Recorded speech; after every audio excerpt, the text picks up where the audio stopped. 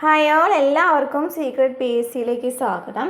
അപ്പോൾ നമ്മൾ NCERT geography ക്ലാസ്സുകൾ തരുന്നുണ്ടായിരുന്നു അല്ലേ. ആദ്യത്തെ 3 ചാപ്റ്റർ നമ്മൾ കംപ്ലീറ്റ് ചെയ്തിട്ടുണ്ട് +1. നമുക്കറിയാം ഏറ്റവും കൂടുതൽ ചോദ്യങ്ങൾ വന്നിരിക്കുന്ന ആ ഒരു ചാപ്റ്ററിൽ നിന്ന് തന്നെയാണ്.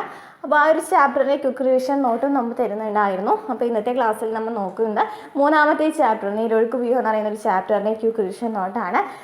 തന്നെയും നമുക്ക് ആദ്യത്തെ 2 ചാപ്റ്റർ കുറച്ചുകൂടി ഡീപ്പായി, ആദ്യത്തെ ഫസ്റ്റ് ചാപ്റ്റർ വലിയ കുഴപ്പമുണ്ടായിരുന്നില്ല അല്ലേ. 2ാമത്തെ ചാപ്റ്റർ കുറച്ച് ഡീപ്പായിട്ടുള്ളൊരു ചാപ്റ്റർ ആയിരുന്നു. അപ്പോൾ നമുക്ക് അതിൻ്റെ ഒരു റിവിഷൻ നോട്ട് കൂടി ഞാൻ തരാം കേട്ടോ. നമ്മൾ ഓൾറെഡി ചെറിയൊരു ക്വിക്ക് റിവിഷൻ നോട്ട് തന്നിട്ടുണ്ടായിരുന്നു. അതല്ലാതെ തന്നെ നമുക്ക് അതിലെ ഒരു പാരഗ്രാഫായിട്ട് നമ്മൾ വായിച്ച് പഠിക്കുന്നതിനേക്കാളും ഈസിയർ എന്തായിരിക്കും പോയിന്റ് വൈസ് ആയിട്ടുള്ള നോട്ട് കിട്ടാമെന്ന് പറയുന്നതാണ് അല്ലേ. അപ്പോൾ അതിൻ്റെ ഒരു പോയിന്റ് വൈസ് നോട്ട് ഞാൻ തരാം.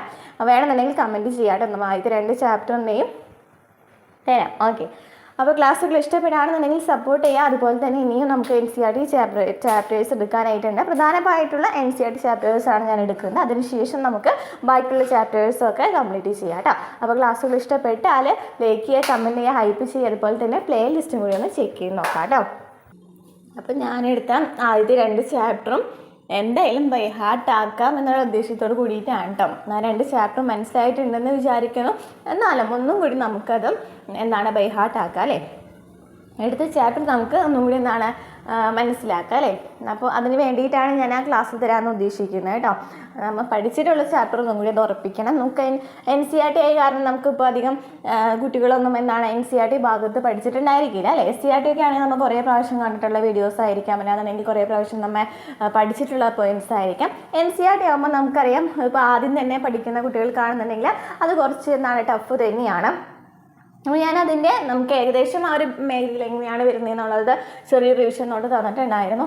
എന്നാലും നമുക്ക് അതിൻ്റെ ഡീറ്റെയിൽ ആയിട്ടുള്ള, അതായത് നമുക്ക് ഓരോ പോയിന്റ് വൈസ് ആയിട്ട് അതിൽ ഒരു പോയിന്റ് പോലും കളയാതൊരു നോട്ടും കൂടി തരാം കേട്ടോ. ഓക്കെ, അപ്പം ക്ലാസ്സുകൾ ഇഷ്ടപ്പെട്ടാൽ ഞാൻ പറഞ്ഞു ലൈക്ക് ചെയ്യാം കേട്ടോ. അപ്പോൾ ക്ലാസ്സിലേക്ക് കിടക്കാം. 3ാമത്തെ ചാപ്റ്ററിൻ്റെ പേര് എന്തായിരുന്നു? നീരൊഴുക്ക് വ്യൂഹം എന്നായിരുന്നു. നദികളുമായി ബന്ധപ്പെട്ടിട്ടുള്ള ഒരു ചാപ്റ്റർ ആയിരുന്നു അല്ലേ. എന്താണ് നദീജല വ്യവസ്ഥ എന്ന് വെച്ചാൽ എന്താണ്?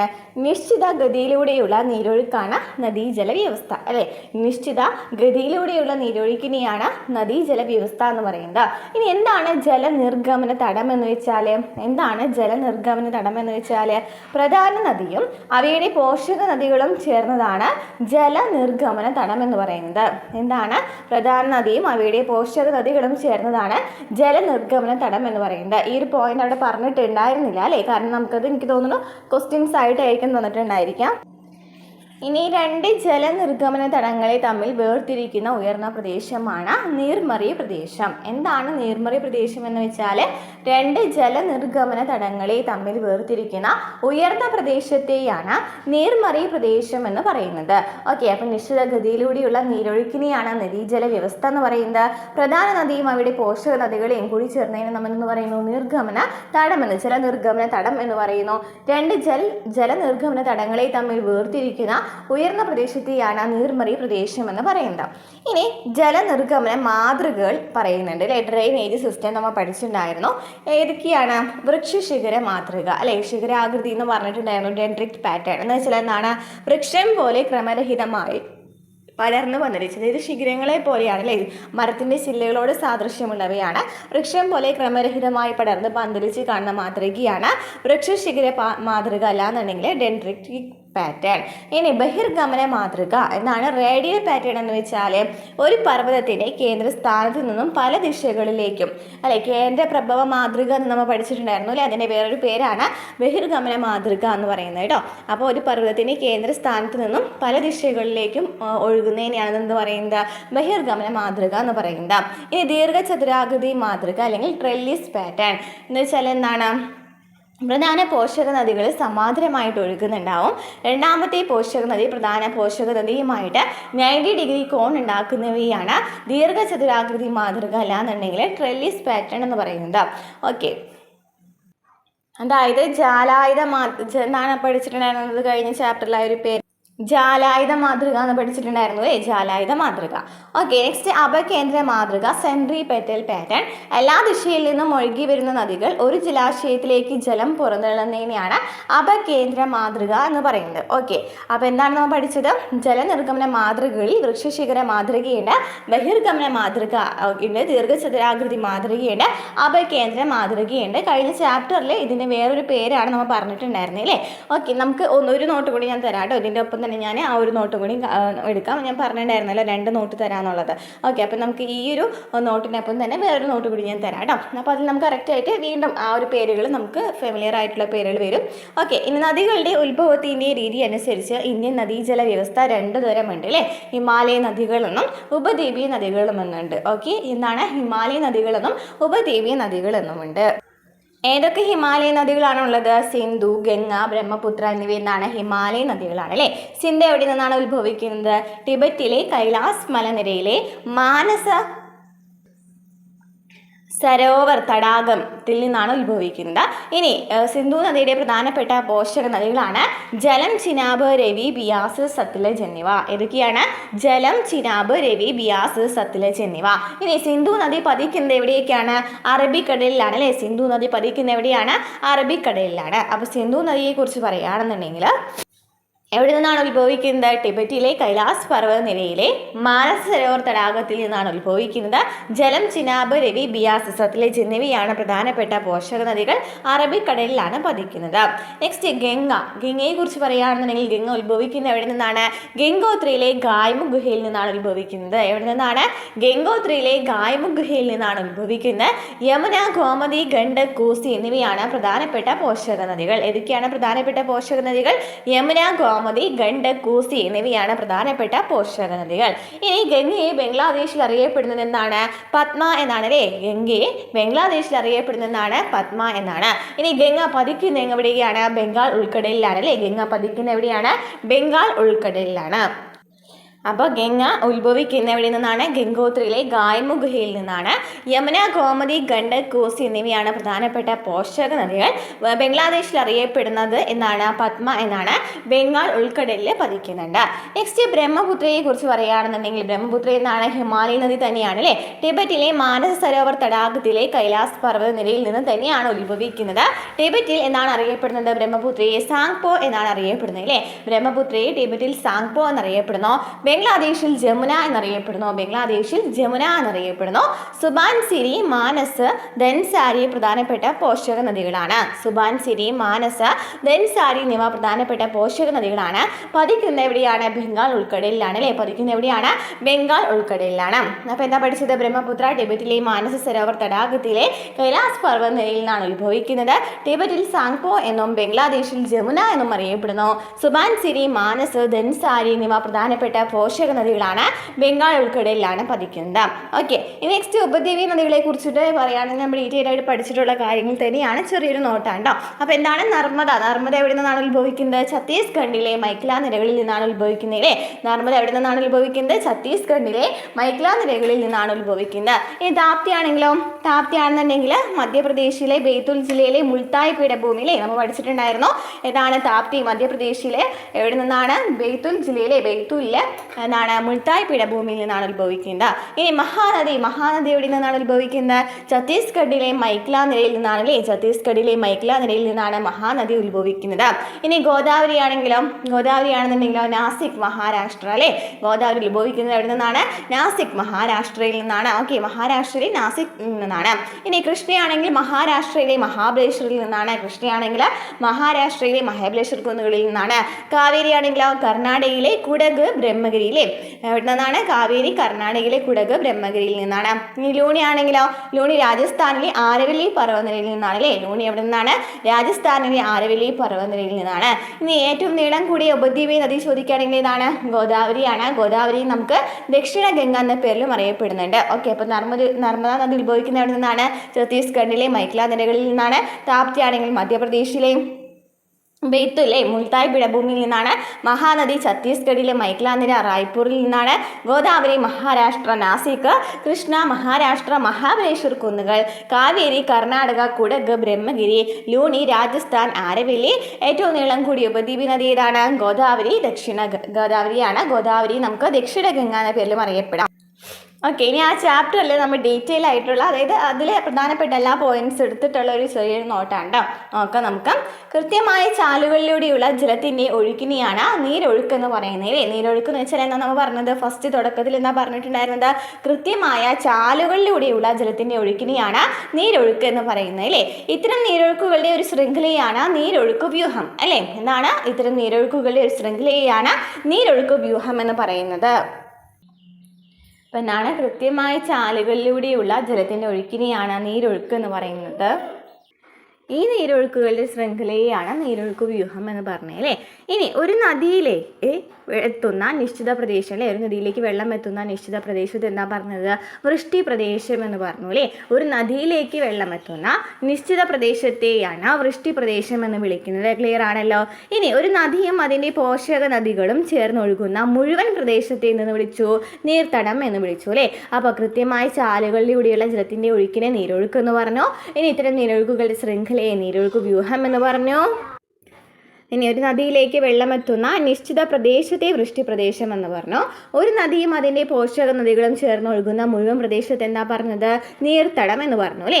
ഇനി ഒരു നീർത്തടത്തെ മറ്റൊരു നീർത്തടത്തിൽ നിന്നും വേർതിരിക്കുന്ന അതിർത്തി എന്താ പറയുന്നത്? ജലവിഭാജകം എന്നാണ്.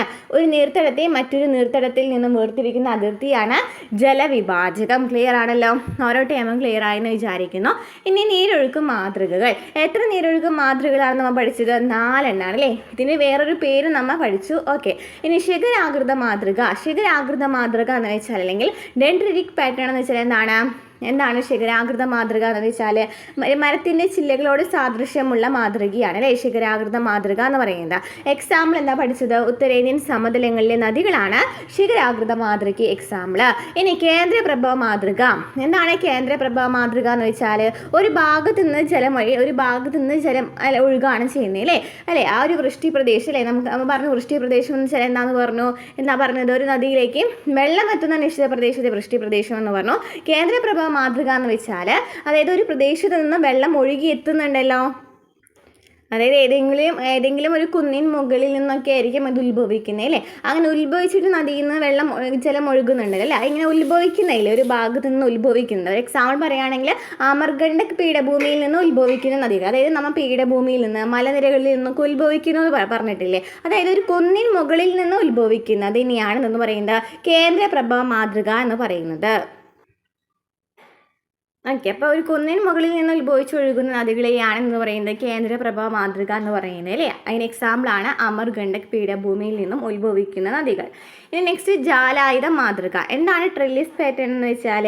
പോഷക നദികളൊക്കെ സമാന്തരമായിട്ട് ഒഴുകുന്നുണ്ടായിരിക്കും, പ്രാഥമിക പോഷക നദികൾ. ഇനി ദ്വിതീയ പോഷക നദികളാണെങ്കിലോ 90 ഡിഗ്രി കോണളവിൽ ചേരുന്ന നദികളെയാണ് ജാലായുധ മാതൃക എന്ന് പറയുന്നത്. ഇനി എന്താണ് അഭികേന്ദ്ര മാതൃക? നദികളെല്ലാം ഒരു തടാകത്തിലേക്കോ അല്ലെങ്കിൽ ഏതെങ്കിലും അരുവിയിലേക്കോ ഓക്കെ അങ്ങനെ ഒഴുകി എത്തുന്ന ഒരു പ്രദേശം ഉണ്ടല്ലോ അല്ലേ, അല്ലെങ്കിൽ അങ്ങനെ എത്തുന്ന ഒരു മാതൃകയാണെന്ന് പറയുന്നത് അഭികേന്ദ്ര മാതൃക എന്ന് പറയുന്നത്.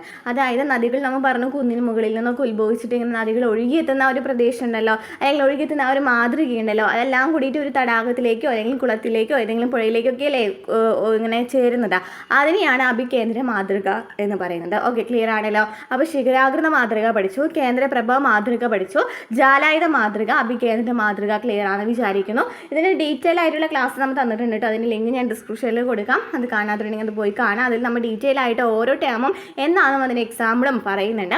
ഓക്കെ, അപ്പോൾ ഇതെന്ന് പറയുന്നത് ഒരു റിവിഷൻ നോട്ട് മാത്രമാണ്. ഇതിന് റിവിഷൻ നോട്ട് മാത്രമായിട്ട് കാണാം. കാരണം ഇതിൻ്റെ ഡീറ്റെയിൽ ആയിട്ടുള്ള ക്ലാസ് എന്തായാലും പഠിച്ച് വെച്ചിരിക്കണം. ഓരോ പോയിന്റ് ഇമ്പോർട്ടൻറ്റ് തന്നെയാണ്. എന്നാലും നമുക്ക് ഇത് പഠിച്ചതിന് ശേഷം ഒരു റിവിഷൻ ക്ലാസ് പോലെയാണ് ഞാൻ ഈ നോട്ട്സ് തരുന്നത് കേട്ടോ.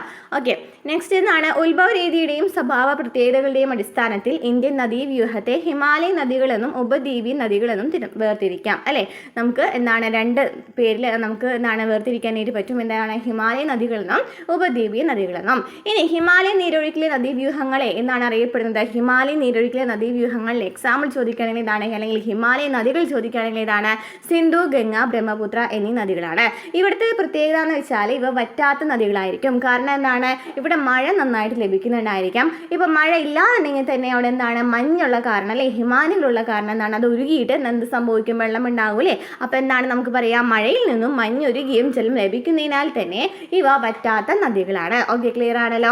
ഇനി സിന്ധു നദി വ്യൂഹത്തെ കുറിച്ച് നമുക്ക് പഠിക്കാം. ഓക്കെ, സിന്ധു, ഗംഗ, ബ്രഹ്മപുത്ര നമുക്ക് പഠിച്ചിട്ടുണ്ടായിരുന്നു. സിന്ധു, ഗംഗ, ബ്രഹ്മപുത്ര എന്നിവയാണ് ഹിമാലയൻ നദികൾ എന്ന് പറയുന്നത്.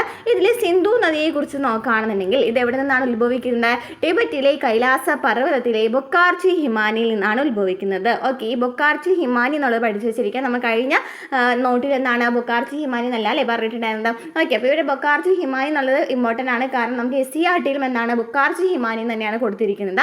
അപ്പോൾ ടിബറ്റിലെ കൈലാസ പർവ്വതത്തിലെ ബൊക്കാർച്ചി ഹിമാനിയിൽ നിന്നാണ് എന്ത് ഉത്ഭവിക്കുന്നത്? സിന്ധു നദി ഉത്ഭവിക്കുന്നത്. ഇനി സിന്ധു നദിയിലെ പ്രധാനപ്പെട്ട പോഷക നദികളെ കുറിച്ച് പറയുന്നുണ്ട്, അതിൻ്റെ പ്രത്യേകതയെക്കുറിച്ചും പറയുന്നുണ്ട്. ജലമാണെന്നുണ്ടെങ്കിൽ എന്താണ് ജലത്തെക്കുറിച്ച് നമ്മൾ ഓരോ പാരഗ്രാഫായിട്ട് പഠിച്ച ഓർമ്മയില്ലേ? ഓരോ പാരഗ്രാഫിലും ഓരോ പോഷക നദികളെ കുറിച്ച് നമ്മൾ പഠിച്ചു അല്ലേ. ജലം എന്ന് പറയുന്നതിൻ്റെ പ്രത്യേകത എന്താണ്? ഇവ ഉത്ഭവിക്കുന്ന എവിടെ നിന്നാണ്? വെരിനാഗ് നീരുറവയിൽ നിന്നാണ് അല്ലേ. വെരിനാഗ് നീരുറവയിൽ നിന്നാണ് ജലം ഉത്ഭവിക്കുന്നത്. നമ്മൾ പഠിച്ചു പിർപ്പാഞ്ചൽ മലനിരകൾക്ക് അടുത്തായിട്ടാണെന്ന് കാണപ്പെടുന്നത് ഈ വെരിനാഗ് നീരുറവ കാണപ്പെടുന്നത് അല്ലേ. പിർപ്പാഞ്ചൽ മലനിരകൾക്ക് അടുത്തായിട്ടാണ് വെരിനാഗ് നീരുറവ കാണപ്പെടുന്നത്. അപ്പോൾ ജലം നദി ഉത്ഭവിക്കുന്ന എവിടെ നിന്നാണ്? വെരിനാഗ് നീരുറവയിൽ നിന്നാണ്. ഇനി ശ്രീനഗർ ജലം നദിയുടെ തീരത്താണ്. അതായത് ശ്രീനഗറിലൂടെ ഒഴുകുന്ന നദി ചോദിക്കുകയാണെങ്കിൽ ഇത് തന്നെയാണ്, ജലമാണ്. ഓക്കെ, ഇനി സിന്ധുവിൻ്റെ ഏറ്റവും വലിയ പോഷക നദിയാണ് ജലം. സിന്ധുവിൻ്റെ ഏറ്റവും വലിയ പോഷക നദി, ഒരു മിനിറ്റ്, സിന്ധുവിൻ്റെ ഏറ്റവും വലിയ പോഷക നദി ചിനാബാണ് കേട്ടോ. ചിനാബാണ് ഈ ഒരു പോയിന്റിൽ ഇതിലേക്കാണ് വരാം കേട്ടോ. ഓക്കെ, സിന്ധുവിൻ്റെ ഏറ്റവും വലിയ പോഷക നദി ചിനാബാണ്. അപ്പോൾ ജലത്തെക്കുറിച്ച് പറയുകയാണെന്നുണ്ടെങ്കിൽ ജലം ഉത്ഭവിക്കുന്നത് വെരിനാഗ് നീരുറവയിൽ നിന്നാണ്. അതുപോലെ തന്നെ ശ്രീനഗറിലൂടെ ശ്രീനഗറിലേക്ക് ജലം എത്തിക്കുന്ന നദി ചോദിക്കുകയാണെങ്കിൽ ഇത് തന്നെയാണ്, ജലമാണ് അല്ലേ. ഇനി ചിനാബ് എന്ന് പറയുന്നത് സിന്ധുവിൻ്റെ ഏറ്റവും വലിയ പോഷക നദിയാണ്. ഇവിടെ പ്രധാനമായിട്ടും ഈ ചിനാബിൽ നമ്മൾ ചന്ദ്രഭാഗ എന്ന പേരിലും അറിയപ്പെടുന്നുണ്ട്. കാരണം എന്താണ്? ചന്ദ്രഭാഗ എന്നീ രണ്ട് അരുവികൾ ചേർന്നിട്ടാണ് ചിനാബ് ഉണ്ടാകുന്നത്. ഓക്കെ, ചന്ദ്രഭാഗ എന്നീ രണ്ട് അരുവികൾ ചേർന്നിട്ടാണ് ചന്ദ്രഭാഗ ഉണ്ടാകുന്നത്. ഇനി നെക്സ്റ്റ് പോഷക നദിയാണ് രവി. രവി ഉത്ഭവിക്കുന്ന എവിടെ നിന്നാണ്? കുളു കുന്നിൽ നിന്നാണ് അല്ലേ. കുളു കുന്നിൽ നിന്നാണ് ഉത്ഭവിക്കുന്നതെന്ന് പറഞ്ഞു. അതായത് റോഹ്താങ്ങിന് അടുത്തായിട്ടാണ് ഈ കുളു കുന്ന് വരുന്നത്. ഓക്കെ, കുളു കുന്ന് വരുന്നത് റോഹ്താങ്ങിന് അടുത്തായിട്ടാണ് രവി എന്ന് പറയുന്നത് അല്ലേ. രവി എവിടെ നിന്നാണ് ഉത്ഭവിക്കുന്നത്? കുളു കുന്നിൽ നിന്നാണ് ഉത്ഭവിക്കുന്നത്. ഇനി ബിയാസ് റോഹ്താങ് ചുരത്തിലെ ബിയാസ് കുണ്ടിൽ നിന്നാണ് ഉത്ഭവിക്കുന്നത്. ബിയാസ് എവിടെ നിന്നാണ്? റോഹ്താങ് ചുരത്തിലെ ബിയാസ് കുണ്ടിൽ നിന്നാണ് ഉത്ഭവിക്കുന്നത്. ഇനി സത്ലജ് ആണെങ്കിൽ ടിബറ്റിലെ മാനസ സരോവർ തടാകത്തിൻ്റെ അടുത്ത് രാക്കാസ് തടാകത്തിൽ നിന്നും ഉത്ഭവിക്കുന്നു. നമ്മൾ ഈ രാക്കാസ് എവിടെ കണ്ടിട്ടുള്ളത്? 10th പ്രിലിംസിലെ ഫസ്റ്റ് സ്റ്റേജിൽ കൊടുത്തിട്ടുണ്ടായിരുന്നു അല്ലേ. ഹിമാലയത്തിലെ ലവണഞ്ചല തടാകം ഏതാണെന്ന് ചോദിച്ചിട്ടുണ്ടായിരുന്നു. ആൻസർ ഏതായിരുന്നു? രാക്കാസ് ആണ്. അപ്പോൾ സത്ലജ് നദി ഉത്ഭവിക്കുന്നത് എവിടെ നിന്നാണ്? രാക്കാസ് തടാകത്തിൽ നിന്നാണ്. ടിബറ്റിലെ മാനസ സരോവർ തടാകത്തിനടുത്തുള്ള രാക്കാസ് തടാകത്തിൽ നിന്നാണ് സത്ലജ് നദി ഉത്ഭവിക്കുന്നത്. ഇനി ഒരു പൂർവ്വകാലീന ആന്റി-ഡീസൽ നദി കൂടിയാണ് സത്ലജ് എന്ന് പറയുന്നത്. ഒക്കെ ക്ലിയർ ആണല്ലോ. അപ്പോൾ എന്തൊക്കെയാണ് പറഞ്ഞത്? ജലം എന്ന് പറയുന്നത് എന്താണ്? ജലം ചിനാബ്, രവി, ബിയാസ്, സത്ലജ് എന്നിവ സിന്ധു നദിയുടെ പ്രധാനപ്പെട്ട പോഷക നദികളാണ്. ജലം എന്ന് പറയുന്നത് ഉത്ഭവിക്കുന്നത് വെരിനാഗ് നീരുറവയിൽ നിന്നാണ്. അതുപോലെ തന്നെ ശ്രീനഗറിലൂടെ ഒഴുകുന്ന നദി ചോദിക്കുകയാണെങ്കിലും ഇത് തന്നെയാണ്, ജലമാണ്. ഇനി ഏറ്റവും വലിയ പോഷക നദി ചോദിക്കുകയാണെങ്കിൽ സിന്ധുവിൻ്റെ ഏറ്റവും വലിയ പോഷക നദി ചോദിക്കുകയാണെങ്കിൽ എന്താണ്? ചിനാബാണ്. ചിനാബിനെ ചന്ദ്രഭാഗ എന്ന പേരിൽ അറിയപ്പെടുന്നുണ്ട്. കാരണം എന്താണ്? ചന്ദ്ര എന്നും ഭാഗ എന്ന് പറയുന്ന രണ്ട് അരുവികൾ ചേർന്നിട്ടാണ് ഈ ഒരു അരുവി ഒഴുകുന്നതിൽ. അതിനാൽ തന്നെ ഇതിനെ എന്താണ് ഈ ഒരു നദി ഒഴുകുന്നതിൽ. അതിനാൽ തന്നെ ഇതിനെ ചന്ദ്രഭാഗ എന്ന പേരിലും അറിയപ്പെടുന്നുണ്ട്. ഇനി നെക്സ്റ്റ് നോക്കുകയാണെങ്കിൽ രവിയാണ്. രവി ഉത്ഭവിക്കുന്ന എവിടെ നിന്നാണ്? കുളു കുന്നിൽ നിന്നാണ്. റോഹ്താങ് ചുരത്തിനടുത്തുള്ള കുളു കുന്നിൽ നിന്നാണ് എന്ത് ഉത്ഭവിക്കുന്നത്? രവി ഉത്ഭവിക്കുന്നത്. ഇനി ബിയാസ് ആണെങ്കിലും റോഹ്താങ് ചുരത്തിൽ നിന്നാണ് തന്നെയാണ്. പക്ഷെ എന്താണ് അവിടെ എന്തുണ്ട്? ബിയാസ് കുണ്ടുണ്ട് അല്ലേ. ഓക്കെ, ബിയാസ് കുണ്ടിൽ നിന്നാണ് ബിയാസ് ഉത്ഭവിക്കുന്നത്. അപ്പോൾ ഇനി നെക്സ്റ്റ് എന്താ പറയുന്നത്, സത്ലജ് അല്ലേ. സത്ലജ് ടിബറ്റിലെ മാനസ സരോവർ തടാകത്തിനടുത്ത് രാക്കാസ് തടാകത്തിൽ നിന്നാണ് ഉത്ഭവിക്കുന്നത്. അതുപോലെ തന്നെ എന്താണ്, ഒരു പൂർവ്വകാലീന നദിയും കൂടിയാണ്. നെക്സ്റ്റ് ഗംഗാ നദീ വ്യൂഹം. ഗംഗാ നദീ വ്യൂഹത്തെ കുറിച്ച് എന്താ പറഞ്ഞത്, ഗംഗയെ കുറിച്ചിട്ട്. ഗംഗയുടെ നീളം പറഞ്ഞു എത്രയാണ്, 2525 കിലോമീറ്റർ നീളമാണ് ഗംഗയുടെ നദി അല്ലേ. ഗംഗാ നദിയുടെ നീളം ചോദിക്കുകയാണെങ്കിൽ എത്രയാണ്, 2525 കിലോമീറ്റർ നീളമാണ്. എവിടെ നിന്നാണ് ഉത്ഭവിക്കുന്നത്, ഉത്തരാഖണ്ഡിലെ ഗംഗോത്രി ഹിമാനിക്ക് സമീപമുള്ള ഗോമുഖിൽ നിന്നാണ് ഉത്ഭവിക്കുന്നത് അല്ലേ. ഉത്തരാഖണ്ഡിലെ ഗംഗോത്രി ഹിമാനിക്ക് സമീപമുള്ള ഗോമുഖിൽ നിന്നാണ് ഉത്ഭവിക്കുന്നത്. ഇനി ഗംഗയുടെ ഏറ്റവും വലിയ പോഷക നദി ഏതാണ്, ഗംഗയുടെ ഏറ്റവും വലിയ പോഷക നദി ഏതാണ്, യമുനയാണ് അല്ലേ. ഗംഗയുടെ ഏറ്റവും വലിയ പോഷക നദി ഏതാണ്, യമുനയാണ്. ഇനി ഉപദ്വീപീയ പീഠഭൂമിയിൽ നിന്ന് ഉത്ഭവിക്കുന്ന ഗംഗയുടെ വലത് തീര പോഷക നദിയാണ് ചമ്പൽ, സിന്ധ്, ബെത്വ, സോൺ എന്ന് പറയുന്നത്. അപ്പോൾ ഇവിടെ നമുക്ക് പ്രധാനമായിട്ടും പോഷക നദികൾ വലത് തീരം പോഷക നദികളെന്നും ഇടത് തീര പോഷക നദികളെന്നും ഡിവൈഡ് ചെയ്തിട്ടുണ്ട് കേട്ടോ. നമുക്ക് SCRTയിൽ ഈ ഒരു പോയിന്റ് കാണാനായിട്ട് സാധിക്കില്ല. ഓക്കെ, ഇപ്പോൾ വലത് തീര പോഷക നദികളാണ് എന്ന് പറയുന്നത് ചമ്പൽ, സിന്ധ്, ബെത്വ, അതുപോലെ തന്നെ ബെത്വ അല്ലെങ്കിൽ എന്നാണ് സോൺ എന്നൊക്കെ പറയുന്നത്. ഇനി ഇടത് തീര പോഷക നദികളാണ് യമുന, രാംഗംഗ, ഗോമതി, ഗാഗ്ര, ഗണ്ഡക്, കോസി, മഹാനന്ദ, ദാമോദർ എന്നിവ. അപ്പോൾ ഇവിടെ പറയുന്നത് എന്താണെന്ന് വെച്ചാൽ ഉപദ്വീപീയ പീഠഭൂമിയിൽ നിന്ന് ഉത്ഭവിക്കുന്ന പോഷക നദികളുമുണ്ട്, അതുപോലെ തന്നെ ഹിമാലയത്തിൽ നിന്ന് ഉത്ഭവിക്കുന്ന പോഷക നദികളുമുണ്ട്. ഓക്കെ, ഈ ഉപദ്വീപീയ പീഠഭൂമിയിൽ നിന്ന് ഉത്ഭവിക്കുന്ന പോഷക നദികൾ എന്ന് പറയുന്നത് വലത് തീര പോഷക നദികളാണ്. ഈ വലത് തീര പോഷക നദികളാണ് ചമ്പൽ, സിന്ധ്, അതുപോലെ തന്നെ ബെത്വ, സെൺ എന്ന് പറയുന്നത് സോൺ എന്ന് പറയുന്നത് അല്ലേ. ഇനി ഹിമാലയത്തിൽ നിന്ന് ഉത്ഭവിക്കുന്ന ഗംഗയുടെ ഇടത് തീര പോഷക നദികളാണ് യമുന, രാംഗംഗ, ഗോമതി, ഗാഗ്ര, ഗണ്ഡക്, കോസി, മഹാനന്ദ, ദാമോദർ എന്നിവ. ഓക്കെ, ഇനി ഡെൽറ്റ എന്ന് വെച്ചാൽ എന്താണ്, ഡെൽറ്റ നമുക്കറിയാം. ഏറ്റവും വലിയ ഡെൽറ്റ ഏതാണ്, സുന്ദർബൻ ഡെൽറ്റയാണ്. പശ്ചിമ ബംഗാളിൽ ഇന്ത്യയിലെ ഏറ്റവും വലിയ ഡെൽറ്റ ഏതാണ്, സുന്ദർബൻ ഡെൽറ്റയാണ്. അപ്പോൾ ഈ ഡെൽറ്റ സൃഷ്ടിച്ചുകൊണ്ട് ബംഗാൾ ഉൾക്കടലിലും പതിക്കുന്നുണ്ടെന്ന് മനസ്സിലാക്കി വയ്ക്കുക. ഡെൽറ്റ സൃഷ്ടിച്ചുകൊണ്ട് ബംഗാൾ ഉൾക്കടലിൽ നിന്നും പതിക്കുന്നുണ്ട്. ഓക്കെ, ക്ലിയർ ആണല്ലോ. അപ്പോൾ ഗംഗാ നദീ വ്യൂഹത്തെക്കുറിച്ച് ക്ലിയർ ആയെന്ന് വിചാരിക്കുന്നു. ഗംഗയുടെ എത്രയാണ് നീളം പറഞ്ഞത്, എത്രയാണ്, 2525 കിലോമീറ്റർ ആണ്. ഗായ്മുഖ് ഗുഹയിലെ ഗോമുഖിൽ നിന്നാണ് ഇത് ഉത്ഭവിക്കുന്നതെന്ന് പറഞ്ഞു. അതുപോലെ തന്നെ ഏറ്റവും വലിയ പോഷക നദി ഇതാണ്, യമുനയാണ്. പിന്നെ പ്രധാനപ്പെട്ട പോഷക നദികളാണ് ചമ്പൽ, സിന്ധ്, ബെത്വ, സോൺ, യമുന, രാംഗംഗ, ഗോമതി, ഗാഗ്ര, ഗണ്ഡക്, കോസി, മഹാനന്ദ, ദാമോദർ എന്നിവ. ഇനി ഇവിടെ നമുക്ക് പ്രധാനമായിട്ടും പഠിച്ചു വെച്ചിരിക്കേണ്ട പോയിന്റാണ് ബീഹാറിന്റെ ദുഃഖം എന്നറിയപ്പെടുന്ന നദി ഏതാണ്. ബീഹാറിന്റെ ദുഃഖം എന്നറിയപ്പെടുന്ന നദി ഏതാണ്, കോസിയാണ് അല്ലേ. ബീഹാറിന്റെ ദുഃഖം എന്നറിയപ്പെടുന്ന നദി കോസിയാണ്. ബംഗാളിന്റെ ദുഃഖം എന്നറിയപ്പെടുന്ന നദിയാണ് ദാമോദർ. എന്താണ്, ബീഹാറിന്റെ ദുഃഖം എന്നറിയപ്പെടുന്ന നദി കോസിയും ബംഗാളിന്റെ ദുഃഖം എന്നറിയപ്പെടുന്ന നദി ദാമോദരമാണ്. ബീഹാറിന്റെ ദുഃഖം ചോദിക്കുകയാണെങ്കിൽ കോസിയാണ്, ബംഗാളിന്റെ ദുഃഖം ചോദിക്കുകയാണെങ്കിൽ ഏതാണ്, ദാമോദറാണ്. ഇനി ബ്രഹ്മപുത്ര നദീ വ്യൂഹം. അപ്പോൾ ഈ സിന്ധു ഗംഗ പഠിച്ചു കഴിഞ്ഞു അല്ലേ, ബ്രഹ്മപുത്ര ഉണ്ട് പഠിക്കാനായിട്ട്. ഓക്കെ, ബ്രഹ്മപുത്ര നദീ വ്യൂഹത്തെ കുറിച്ച് പറയുകയാണെന്നുണ്ടെങ്കിൽ മാനസ സരോവർ തടാകത്തിനടുത്ത് കൈലാസ പർവ്വതത്തിലെ ചമയുങ് ദുങ് ഹിമാനിയിൽ നിന്നാണ് ഉത്ഭവിക്കുന്നത്. എവിടെ നിന്നാണ്, ചമയുങ് ദിങ് ഹിമാനിയിൽ നിന്നാണ് ഉത്ഭവിക്കുന്നത്. മാനസരോവർ തടാകത്തിനടുത്ത് കൈലാസ പർവ്വതത്തിലെ ചമയുങ് ദുങ് ഹിമാനിയിൽ നിന്നാണ് ബ്രഹ്മപുത്ര നദി ഉത്ഭവിക്കുന്നത്. ഇനി ടിബറ്റിലെ ബ്രഹ്മപുത്രയെ സാങ്പോ എന്നാണ് അറിയപ്പെടുന്നത് അല്ലേ. ടിബറ്റിൽ സാങ്പോ എന്നും ബംഗ്ലാദേശിൽ ജമുന എന്നറിയപ്പെടുന്ന നദി ഏത് തന്നെയാണ്, ബ്രഹ്മപുത്ര നദിയാണ്. നീളം ചോദിക്കുകയാണെങ്കിൽ എത്രയാണ്, നീളം 2900 കിലോമീറ്റർ ആണ്. ഇന്ത്യയിൽ മാത്രം ചോദിക്കുകയാണെങ്കിലോ 916 കിലോമീറ്റർ ആണ്. ഓക്കെ, അപ്പോൾ ബ്രഹ്മപുത്ര എവിടെ നിന്നാണ് ഉത്ഭവിക്കുന്നത്, മാനസരോവർ തടാകത്തിനടുത്തുള്ള കൈലാസ പർവ്വതത്തിലെ ചമയുങ് ദുങ് ഹിമാനിയിൽ നിന്നാണ് ഉത്ഭവിക്കുന്നത്. ടിബറ്റിൽ ബ്രഹ്മപുത്ര സാങ്പോ എന്നറിയപ്പെടുന്നുണ്ട്. 2900 കിലോമീറ്ററാണ് നീളം വരുന്നത്. പ്രധാനപ്പെട്ട പോഷക നദികൾ ഏതൊക്കെയാണ്, തീസ്ത, അതുപോലെ തന്നെ എന്താണ്, ബൂഡി ദിഹിങ്, ധൻസിരി, കലാങ്, സുബൻസിരി, മാനസ്, സങ്കോഷ്, കാമങ് എന്നിവയാണ് പ്രധാനപ്പെട്ട ബ്രഹ്മപുത്രയുടെ പോഷക നദികൾ ഏതൊക്കെയാണ്, ടീസ്ത, ബൂഡി ദിഹിങ്, അതുപോലെ ധൻസിരി, കലാങ്, സുബൻസിരി, മാനസ്, സങ്കോഷ്, കാമങ് എന്നിവയാണ്. ഇതിൽ മാനസ് ഇമ്പോർട്ടൻ്റ് ആണ്, അതുപോലെ തന്നെ കലാങ്, ധൻസിരി, തീസ്ത ഇമ്പോർട്ടൻ്റ് ആണ്. ഓക്കെ, ഇനി വെള്ളപ്പൊക്കത്തിനും തീര അപരദനത്തിനും ഗതി മാറി ഒഴുകുന്നതിനും നദീതട ദ്വീപുകൾ രൂപീകരിക്കുന്നതിനും കൂടുതൽ അവസാദങ്ങൾ വഹിക്കുന്നതിനും പേര് കേട്ട നദിയാണ് ബ്രഹ്മപുത്ര. അതായത് വെള്ളപ്പൊക്കം കൂടുതലായിട്ട് ഉണ്ടാകാൻ ചാൻസ് ഉള്ള ഒരു നദി ചോദിക്കുകയാണെങ്കിൽ ഇതാണ് ബ്രഹ്മപുത്രയാണ്. അതുപോലെ തന്നെ നന്നായിട്ട് അപരദനം നടക്കുന്നുണ്ടെന്ന് പറഞ്ഞു അല്ലേ, ഗതി മാറി ഒഴുകുന്നുണ്ട് എന്നൊക്കെ പറയുകയാണെങ്കിൽ ബ്രഹ്മപുത്ര നദിയുടെ സവിശേഷത തന്നെയാണ്. അപ്പോൾ എന്തൊക്കെയാണ് നാം പഠിച്ചത്, ബ്രഹ്മപുത്ര നദീ വ്യൂഹത്തെക്കുറിച്ച് പറഞ്ഞത് എന്തൊക്കെയാണ്, ചമയുങ് ദുങ് ഹിമാനിയിൽ നിന്നാണ് ഉത്ഭവിക്കുന്നതെന്ന് പറഞ്ഞു. അതുപോലെ തന്നെ ടിബറ്റിൽ ബ്രഹ്മപുത്ര ബ്രഹ്മപുത്ര സാങ്പോ എന്നറിയപ്പെടുന്നുണ്ട്. 2900 കിലോമീറ്ററാണ് നീളം. എന്നാൽ ഇന്ത്യയിലൂടെ മാത്രം ചോദിക്കുകയാണെങ്കിൽ 916 കിലോമീറ്റർ ആണ്. ഇനി പോഷക നദികൾ തീസ്ത എന്ന് വെച്ചാൽ എന്താണ്? ഏറ്റവും വേഗത്തിൽ ഒഴുകുന്ന, ഇന്ത്യയിലൂടെ ഏറ്റവും വേഗത്തിൽ ഒഴുകുന്ന നദി ചോദിക്കുകയാണെങ്കിൽ ഏതാണ്? തീസ്തയാണ് അല്ലേ. അപ്പോൾ തീസ്ത, ബോഡി, ദിഹിംഗ, ധൻസിരി, കലാങ്, സുബൻസിരി, മാനസ്, സങ്കോഷ്, കാമങ് എന്നിവയൊക്കെ ബ്രഹ്മപുത്ര നദിയുടെ പോഷക നദികളാണ്. അതുപോലെ തന്നെ ഏറ്റവും കൂടുതൽ വെള്ളപ്പൊക്കത്തിനും അതുപോലെ തന്നെ എന്താണ് അപരദനത്തിനും ഗതിമാറി ഒഴുകുന്നതിനൊക്കെ കാരണമാകുന്ന ഒരു നദിയും കൂടിയാണ് ബ്രഹ്മപുത്ര. ഓക്കെ, അപ്പോൾ ഇത്രയാണ് പ്രധാനമായുള്ള ഹിമാലയൻ നദികൾ എന്ന് പറയുന്നത്. സിന്ധു, ഗംഗ, അതുപോലെ തന്നെ ബ്രഹ്മപുത്ര നദികൾ. ഓക്കെ, ഇനി ഉപദ്വീപീയ നീരൊഴുക്ക് വ്യൂഹം. ഉപദ്വീപീയ നീരൊഴുക്ക് വ്യൂഹത്തെക്കുറിച്ച് പറയുകയാണെന്നുണ്ടെങ്കിൽ നമ്മൾ ഈ ഹിമാലയൻ നദികളെ കമ്പയർ ചെയ്യുകയാണെന്നുണ്ടെങ്കിൽ ഹിമാലയൻ നദികളെക്കാളും പഴക്കമുള്ളതാണ്. അതുപോലെ തന്നെ വറ്റി പോകുന്ന നദികളാണ് ഉപദ്വീപീയ നീരൊഴുക്ക് വ്യൂഹത്തിൽ വരുന്നത്. കാരണം എന്താണ്? അവിടെ ഹിമാനികളൊന്നും വരുന്നില്ല അല്ലേ. അതിനാൽ തന്നെ വറ്റി പോകുന്ന നദികളാണ് ഉപദ്വീപീയ നീരൊഴുക്ക് വ്യൂഹം. അപ്പോൾ ഹിമാലയ നദികളെക്കാളും പഴക്കമുള്ള നദിയാണ് ഉപദ്വീപീയ നീരൊഴുക്ക് നദി അല്ലേ. ഉപദ്വീപീയ നദികളെന്ന് പറയുന്നുണ്ട്. ഓക്കെ, വറ്റി പോകുന്ന നദികളാണ്. കാരണം എന്താണ് വറ്റി പോകുന്നതെന്ന് പറയാൻ കാരണം? അവിടെ മഞ്ഞുരുകിയിട്ടൊന്നും അവിടെ വെള്ളം ലഭിക്കുന്നില്ല അല്ലേ. ഓക്കെ, ഇനി ബംഗാൾ ഉൾക്കടലിൽ പതിക്കുന്ന കിഴക്കോട്ട് ഒഴുകുന്ന പ്രധാനപ്പെട്ട ഉപദ്വീപീയ നദികളും അതുപോലെ തന്നെ അതിൻ്റെ പ്രത്യേകതകളും തന്നിട്ടുണ്ട്. നോക്കാം. മഹാനദി ബംഗാൾ ഉൾക്കടലിലാണ് പതിക്കുന്നത് കേട്ടോ. നമ്മൾ ഈ പറയുന്ന 4 നദികളും ബംഗാൾ ഉൾക്കടലിലാണ് പതിക്കുന്നത്. അതുപോലെ തന്നെ കിഴക്കോട്ട് ഒഴുകുന്ന പ്രധാനപ്പെട്ട ഉപദ്വീപീയ നദികളാണെന്നും പഠിച്ചു വെച്ചിരിക്കുക.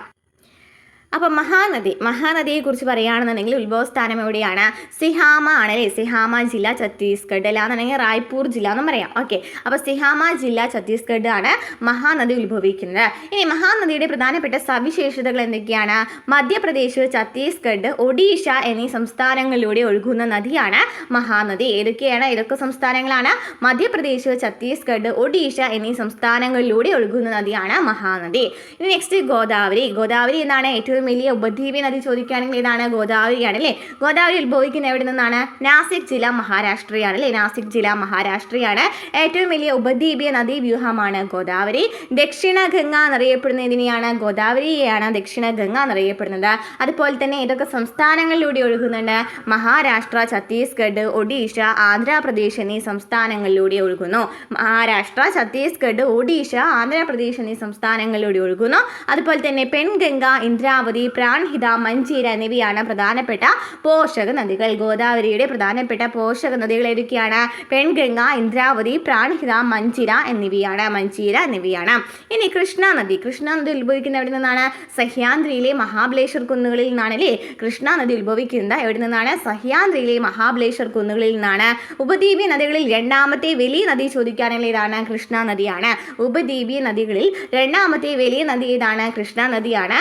പോഷക നദികളാണ് കൊയ്ന, തുംഗഭദ്ര, ഭീമ എന്നിവ. ഏതാണ്? കൊയ്ന, തുംഗഭദ്ര, ഭീമ എന്നിവയാണ് കൃഷ്ണയുടെ പ്രധാനപ്പെട്ട പോഷക നദികൾ. ഇനി കാവേരി നോക്കുകയാണെങ്കിൽ ബ്രഹ്മഗിരി കുന്നുകളാണ്. കൊടക് ജില്ലയിലെ കർണാടകത്തിലെ കൊടക് ജില്ലയിലുള്ള ബ്രഹ്മഗിരി കുന്നുകളിൽ നിന്നാണ് കാവേരി ഉത്ഭവിക്കുന്നത്. കാവേരിയുടെ പ്രധാനപ്പെട്ട പോഷക നദികൾ ഏതൊക്കെയാണ്? കബനിയും ഭവാനിയും അമരാവതിയുമാണ് അല്ലെ. കബനിയും ഭവാനി എവിടെയുള്ളതാണ്?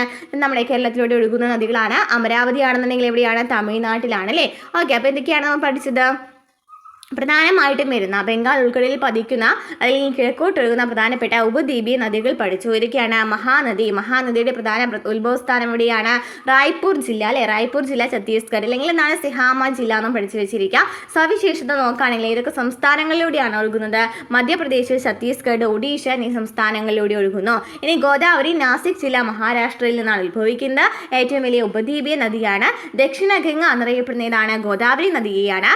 മഹാരാഷ്ട്ര, ഛത്തീസ്ഗഡ്, ഒഡീഷ, ആന്ധ്രാപ്രദേശ് എന്നീ സംസ്ഥാനങ്ങളിലൂടെ ഒഴുകുന്നുണ്ട്. പ്രധാനപ്പെട്ട പോഷക നദികൾ ഏതൊക്കെയാണ്? പെൺഗംഗ, ഇന്ദ്രാവതി, പ്രാൺഹിത, മഞ്ചീര എന്നിവയാണ്. ഇനി കൃഷ്ണയാണെങ്കിലോ മഹാബലേശ്വർ കുന്നുകളിൽ നിന്നാണ് അല്ലേ. സഹ്യാദ്രിയിലെ മഹാബലേശ്വർ കുന്നുകളിൽ നിന്നാണ് ഉത്ഭവിക്കുന്നത്.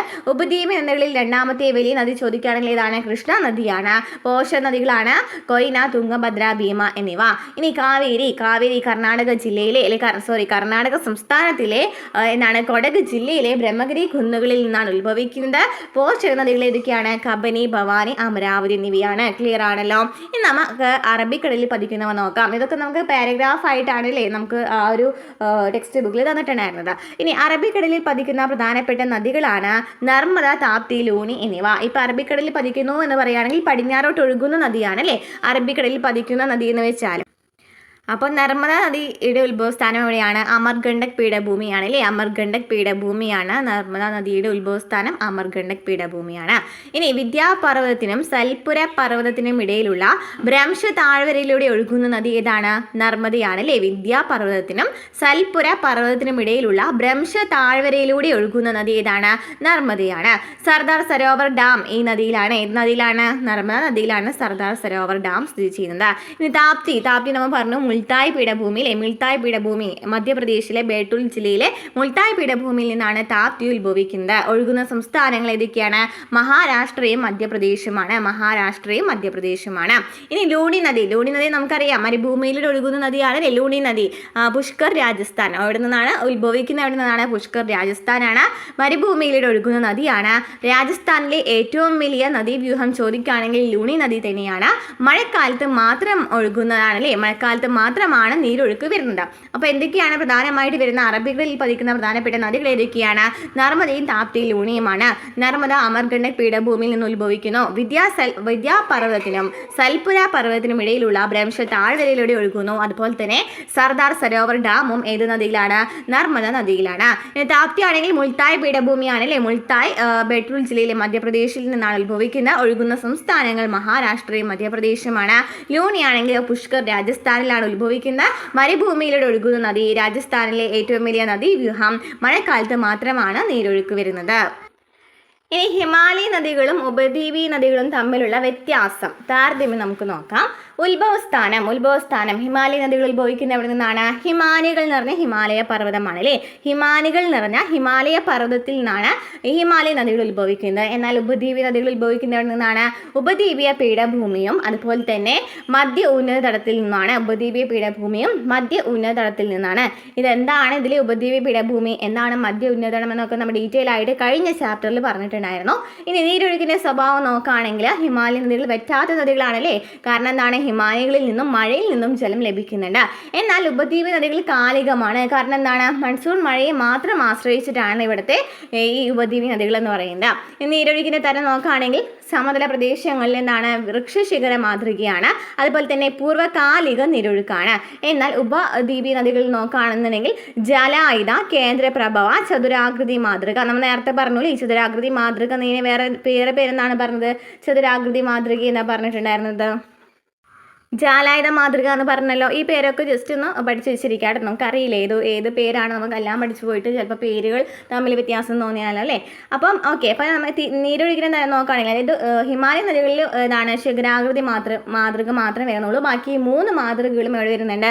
ഉപദ്വീപീയ നദികളിൽ വരുന്നുണ്ട്. ഇനി നദിയുടെ പ്രാകൃതം നോക്കുകയാണെങ്കിലോ നീളമേറിയ ചാലുകൾ. ഹിമാലയ നദികളിൽ നീളമേറിയ ചാലുകൾ, ശീർഷതല അപരദനം, നദി അപഹരണം, ഗതി മാറി ഒഴുകൽ, വലയങ്ങൾ രൂപപ്പെടൽ എന്നിവയുണ്ട്. എന്നാൽ ഉപദ്വീപി നദികളിൽ നോക്കുകയാണെങ്കിലോ കൃത്യമായി ക്രമീകരിക്കപ്പെട്ട താഴ്വരകളോട് കൂടിയ ചെറുതും സ്ഥിരതയുള്ളതുമായിട്ടുള്ള ചാലുകളാണ്. കൃത്യമായി ക്രമീകരിക്കപ്പെട്ട താഴ്വരകളാണ്. അതുപോലെ തന്നെ ചെറുതും സ്ഥിരതയുള്ളതുമായിട്ടുള്ള ചാലുകളാണ്. ഇനി വൃഷ്ടി പ്രദേശം നോക്കുകയാണെന്നുണ്ടെങ്കിലോ ഹിമാലയ നദികളുടെ വളരെ വിസ്തൃതമായിട്ടുള്ള വൃഷ്ടി പ്രദേശമാണ്. എന്നാൽ ഉപദ്വീപി നദികൾ നോക്കുകയാണെങ്കിലോ താരതമ്യേന വിസ്തൃതി കുറഞ്ഞ തടങ്ങളാണ്. അപ്പോൾ ഒന്നുകൂടി നോക്കി നോക്കാം. നമുക്ക് ഉത്ഭവസ്ഥാനം പറഞ്ഞു നോക്കിയേ. ഹിമാലയ നദികളുടെ ഉത്ഭവസ്ഥാനം ഹിമാലയകൾ എന്ന് പറഞ്ഞാൽ ഹിമാലയ പർവ്വതമാണ്. ഉപദ്വീപി നദികളാണെന്നുണ്ടെങ്കിലോ ഉപദ്വീപീയ പീഠഭൂമിയും മധ്യ ഉന്നത തടവുമാണ്. ഇനി ഹിമാലയ നദികൾ പറ്റാത്ത നദികളാണ്. ഉപദ്വീപി നദികളോ കാലികമായിട്ടുള്ള നദികളാണ്. കാരണം മൺസൂൺ മഴയെ മാത്രം ആശ്രയിച്ചിട്ടാണ്.